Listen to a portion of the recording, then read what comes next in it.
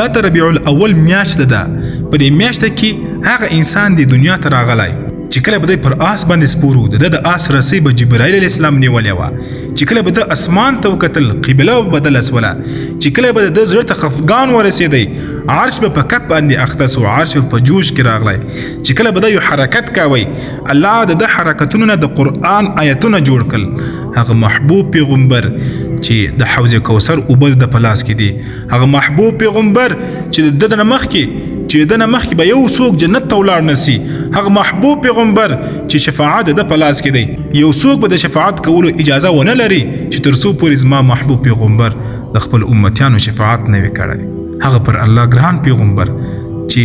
د وجې الله د دنیا پیدا کړې ده، هغه پیغمبر چې د خپل امت لپاره سهار او ماښام جوړلی، هغه پیغمبر چې د الله نه هیڅ نه دی غوښتي سوای د خپل امت خیر غوښتي، د خپل امت کامیابی غوښتي، هغه پیغمبر چې د وجه الله قرآن را نازل کړی، د وجه الله رب العزت و دې امت ته